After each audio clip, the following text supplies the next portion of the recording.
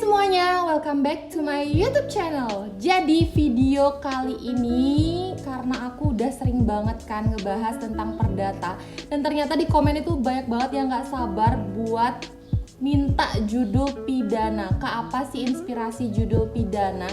Jadi di video kali ini tuh aku bakal membahas fokus ke pidana. Kira-kira dari segi pidana, judul-judul apa aja sih yang bisa diangkat jadi skripsi kalian. Jadi kalau misalnya kalian penasaran, jangan lupa like, terutama subscribe, karena aku bakal bagi mungkin per part-part, karena aku kalau misalnya ngejelasin semuanya langsung kan kayak kepanjangan banget.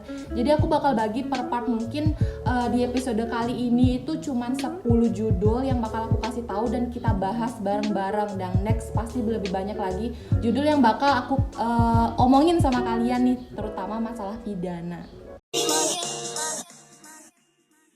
Nah, ini juga nggak kalah keren kalau misalnya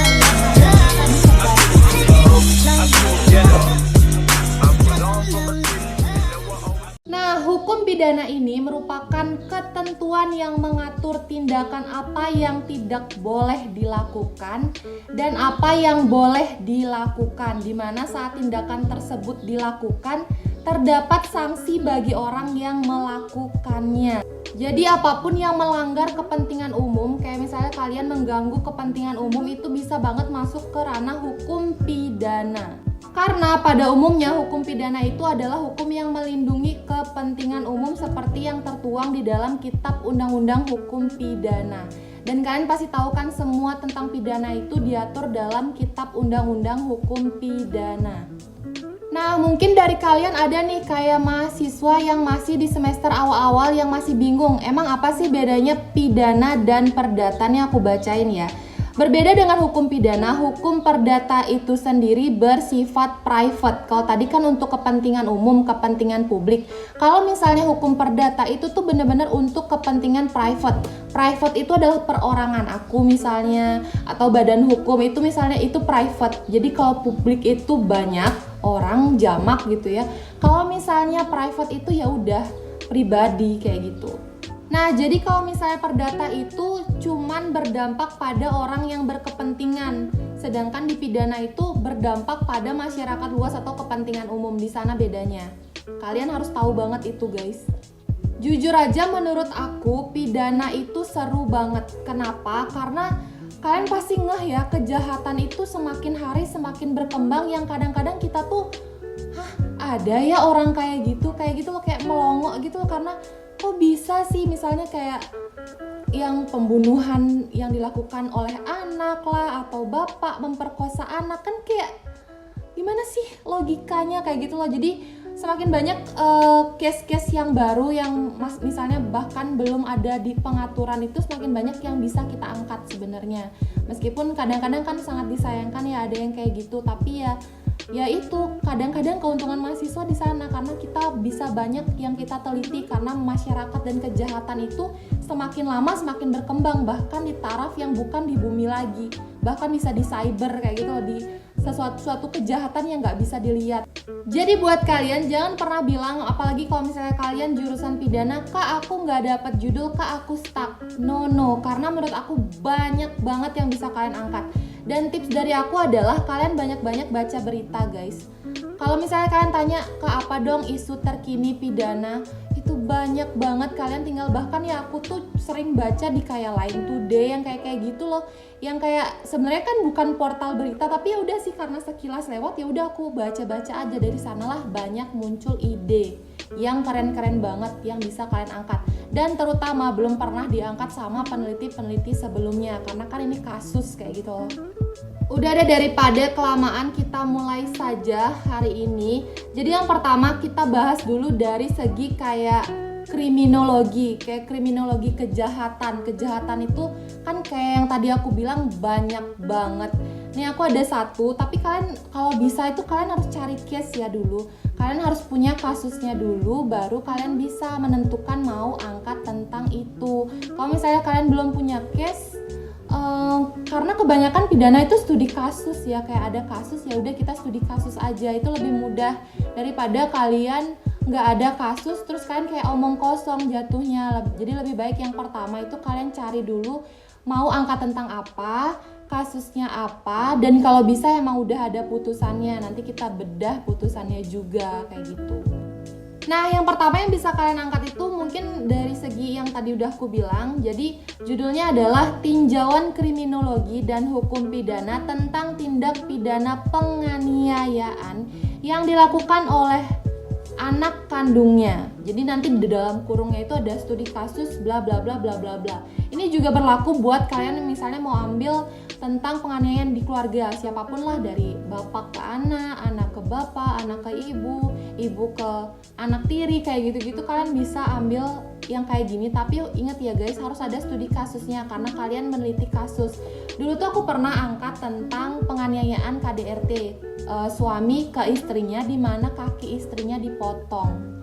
Jadi itu kan kayak kok bisa suami pengen motong kaki istrinya kayak gitu-gitu. Kalian yang kayak nggak masuk di logika kalian itu mungkin bisa jadi skripsi kalian guys.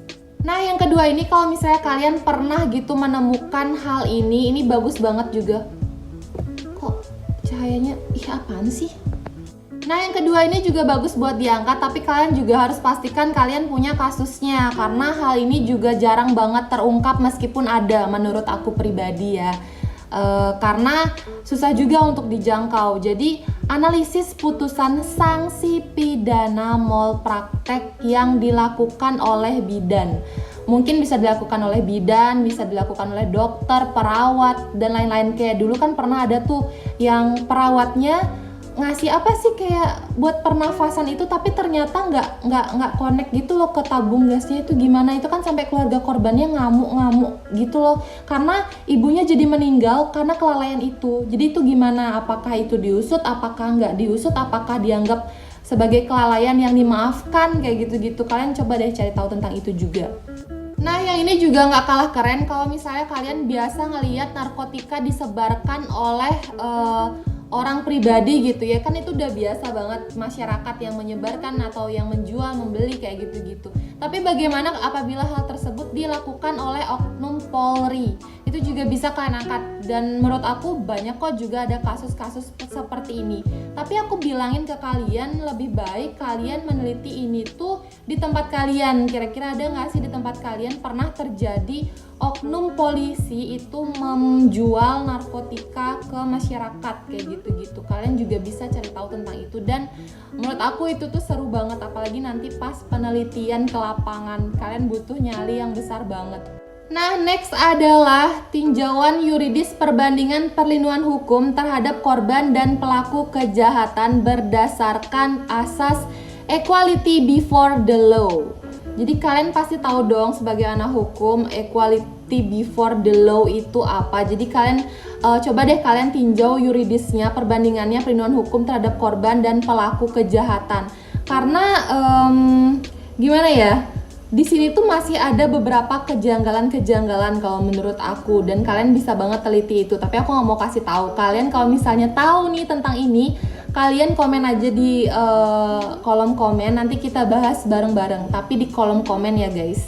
Nah, masih juga berkaitan dengan Polri atau polisi ya. Kalian juga bisa angkat tentang analisa pertanggungjawaban penyidik Polri dalam kaitannya terhadap terjadinya salah tangkap atau error in persona.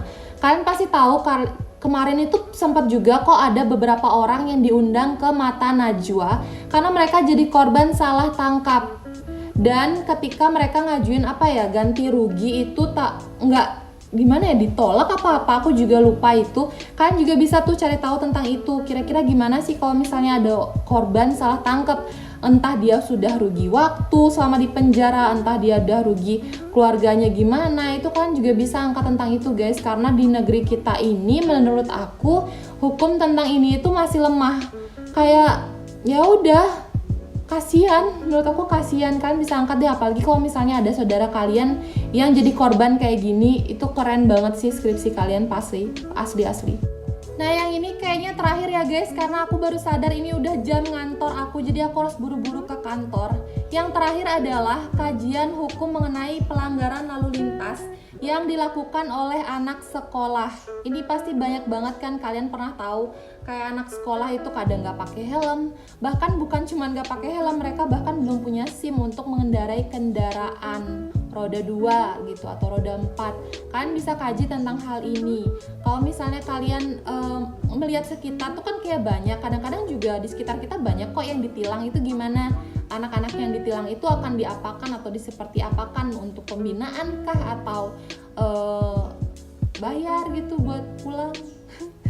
Enggak sih, enggak. Maksud aku kayak ya kalian cari tahu lah, ini juga masuk ke rumusan masalah yang bagus. Terutama di daerah kalian ya guys, jangan di Bali gitu, kalian di Jawa tapi kalian mau angkat di Bali kan nggak bisa, kan susah dong penelitiannya, jangan kayak gitu. Nah kalau misalnya kalian suka nih video-video kayak gini, aku bahas satu persatu tentang hukum pidana biar kalian dapat inspirasi, komen di bawah untuk lanjut. Karena kalau misalnya enggak ya aku nggak lanjut, kayak kalau kurang menarik aku mau coba lagi explore apa sih kira-kira yang dibutuhin sama kalian. Kalau misalnya kalian bilang lanjut, karena aku juga belum bahas ya tentang cyber, karena yang zaman sekarang itu kan yang paling trending itu yang tentang cyber, tentang kejahatan di dunia maya. Mungkin juga aku bakal bahas itu, tapi kalian komen ya ini tuh lanjut atau enggak, lanjut ke part 2, part 3, part 4 apa enggak, atau cukup sampai di sini aja karena hukum pidana aku nggak tertarik kak sama hukum pidana. Jadi kalian komen aja di bawah. Thank you udah nonton video aku. Jangan lupa like, comment, subscribe, dan share ke teman-teman kalian yang membutuhkan, terutama yang lagi skripsian. See you on my next video.